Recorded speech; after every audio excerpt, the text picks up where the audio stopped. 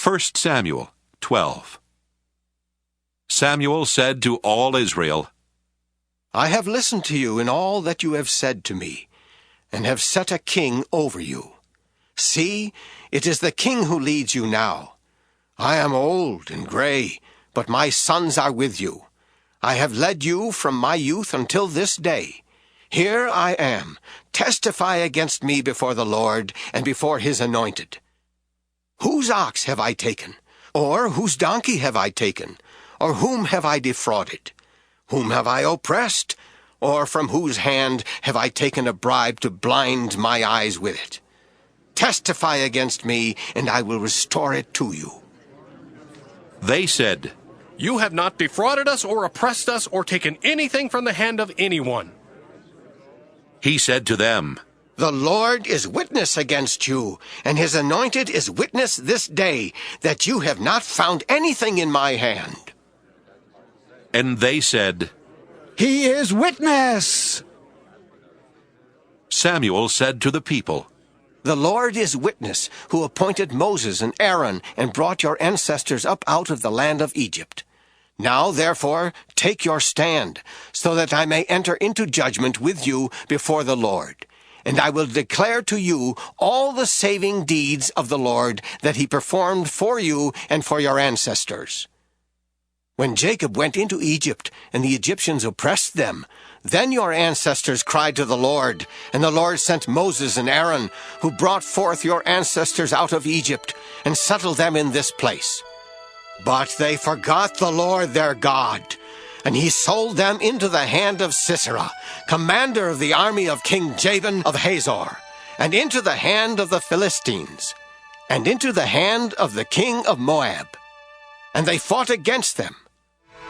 Then they cried to the Lord and said, We have sinned, because we have forsaken the Lord, and have served the Baals and the Astartes. But now rescue us out of the hand of our enemies, and we will serve you. And the Lord sent Jerubbaal, and Barak, and Jephthah, and Samson, and rescued you out of the hand of your enemies on every side, and you lived in safety. But when you saw that King Nahash of the Ammonites came against you, you said to me, No, but a king shall reign over us, though the Lord your God was your king.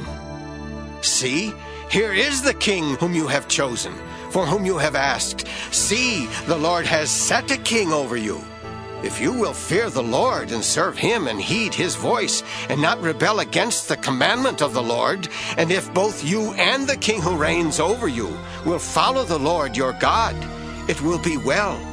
But if you will not heed the voice of the Lord, but rebel against the commandment of the Lord, then the hand of the Lord will be against you and your king. Now, therefore, take your stand, and see this great thing that the Lord will do before your eyes. Is it not the wheat harvest today? I will call upon the Lord, that he may send thunder and rain, and you shall know and see that the wickedness that you have done in the sight of the Lord is great in demanding a king for yourselves. So Samuel called upon the Lord, and the Lord sent thunder and rain that day, and all the people greatly feared the Lord and Samuel. All the people said to Samuel, Pray to the Lord your God for your servants, so that we may not die, for we have added to all our sins the evil of demanding a king for ourselves.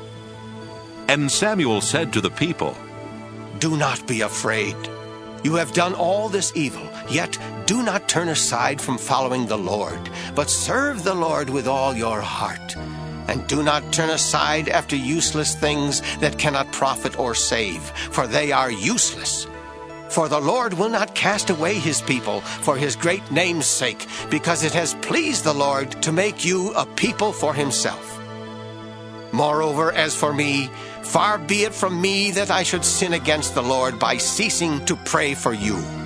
And I will instruct you in the good and the right way. Only fear the Lord, and serve him faithfully with all your heart. For consider what great things he has done for you. But if you still do wickedly, you shall be swept away, both you and your king.